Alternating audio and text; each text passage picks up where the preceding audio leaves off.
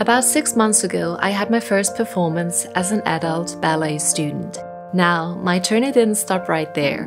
Instead, I've been continuing with my training, and here we are, living our dream once again. Jeder hat eine andere Fähigkeit. Manche sind flexibler, manche haben das perfekte Turnout, manche haben sehr viel Kraft. Worauf kommt es beim Tanz wirklich an, glaubst du? An die Lehrer. Du musst das erkennen, was sie haben, was für eine Fähigkeit. So yes, we will be performing ballet on stage once again. This time the performance is gonna be in June at the concert hall Mood, which is a new concert hall, and it is the new concert hall of the world famous Vienna Boys Choir, which I think is pretty amazing that we are going to perform over there. So once again, we are a mix of hobby dancers and a professional dancer, Julia, if you remember. And the choreography is by our ballet teacher, Sándor, which, thank you Sándor, that you are doing this once again with us. Hallo Sándor. Hi. Freust du dich schon auf unsere Aufführung? Natürlich, ihr seid auf der Bühne, natürlich, ich freue mich für euch und für mich. Ihr werdet fantastisch und ich freue mich. So, machen wir heute die Choreo fertig? Oder? Ja, heute ist die zweite Privatstunde von euch und das heißt, wir müssen fertig sein. Ja. Werden wir auch. Wir sind sehr kreativ. Sehr cool. Wir freuen uns. Dankeschön. So this time there will be 4 dancers, Julia, the professional, and the 3 of us hobby dancers, Maria, Alex, and myself, Tatyana. We will be performing Spring Waters by Rachmaninov, and the choreography is by nobody else but Sándor. The dance itself lasts no longer than 2 minutes and 30 seconds, but trust me, if you're not a professional dancer, 2.5 minutes can be quite exhausting. I got a lot of comments on my last ballet vlog talking about how quite a lot of ballet teachers do not take hobby dancers seriously. Well, let's ask Sándor what he thinks about that. Ja, das habe ich auch schon überall gesehen. Leute machen lieber Profis, weil da ist leichtere Arbeit. Die sind schon vorbereitet, die müssen nur ein bisschen schleifen. Ich mag sehr harte Arbeit, ich bin dafür geboren auch. Das musst du wirklich von Null auf aufbauen. Und das ist eine Knochenarbeit und das ist eine Sisyphusarbeit. Das macht aber auch sehr, sehr viel Spaß, wenn du siehst, wie die Leute sich entwickeln. Also für mich gibt es Material, menschliches Material mit Körper und Seele. Und das muss ich formen, das muss ich unterrichten. Und das macht wahnsinnig viel Spaß und ich sehe gar keinen Unterschied. On the dance floor we are all equal, or at least in Sándor's dance class. And that's how it should be. Now, if you're still worried about being too old to follow your dreams, let me assure you, had I cared about my age, I would never have achieved anything in my life. Also glaubst du nicht, dass man irgendwann zu alt ist, etwas Neues zu lernen? Never, don't stop. Immer zum Tanzstunde gehen und immer genießen, immer dabei sein, immer weiterleben wollen. Tanz ist für mich Leben, Hoffnung, Leben. Gibt es irgendwas, was du noch lernen möchtest? Oh, sehr viel.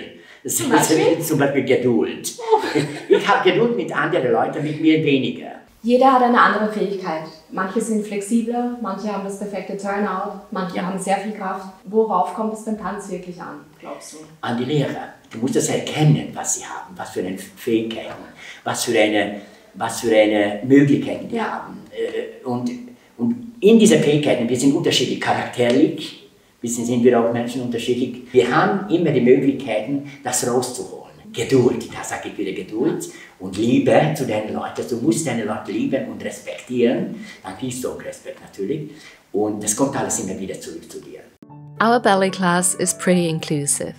Each of us has a different level, but the last thing we care about is comparison.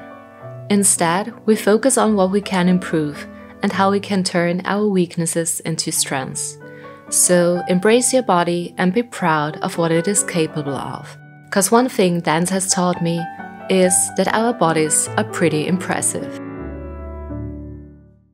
Ist es gut, wenn man sich mit anderen Tänzern vergleicht, oder ist es immer etwas Negatives? Ja, es gibt eine positive Seite und eine negative Seite. Positive Seite ist, du siehst, ich bin gut, aber ich habe noch wahnsinnig viel zu lernen. Negative Seite ist, wenn du zu sehr dich vergleichst, das heißt, du möchtest so sein, du musst nicht so sein wie die anderen Leute, du musst einfach nur du selber und die Beste von dir rausholen. Keiner erwartet mehr von dir. Also ich möchte auch nicht Baryshnikov sein, ich möchte auch nicht Nureyev sein, ich möchte auch nicht Pop-Fossi sein als Choreograf oder ich möchte auch nicht Maurice Béjart sein, der ein anderes Genre. Es gibt immer diese absolute Ausnahmetalenten. Ich möchte mein Ausnahmetalent entwickeln und ich möchte das sein, was ich bin, Sándor.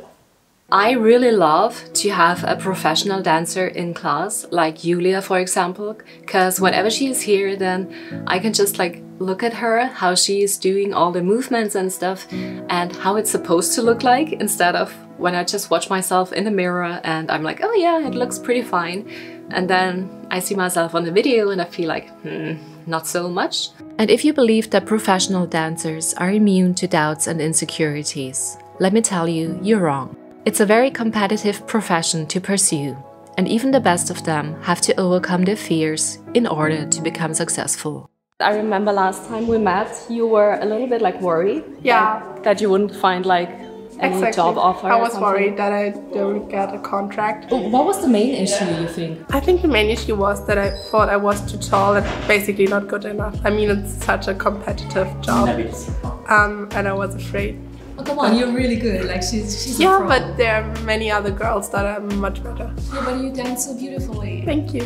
But she's really tall. I do have to say that. Yeah, I am. But is it a disadvantage, or you think that can also be like if you're a soloist or something? Yeah, I mean, it's no problem if you're a soloist. Yeah. But you don't start being a soloist, so you start in a core. You did get an offer. I got an offer, yeah. And where is it? It's at Ballet de Barcelona. That is so great. Yeah. Congratulations. Thank you. I'm not sure yet if I'm going or not, but it's great that I got this offer and now I have to think about it. One question I got a lot from you guys is, how often do I take ballet class? And how many hours do I train at home? Well, my answer might not be what you expected. Oh, you're gonna be disappointed. I only take like 1 or 2 lessons a week and that's it. Like, I do not do anything at home. If you envision me doing tendus and pliés at home, I have to disappoint you because I don't. When I started to learn dance, I did more. Like, I did contemporary and ballet at the same time. I love contemporary. Like, contemporary dance is totally my thing. So I started out a little bit more intensely, I would say.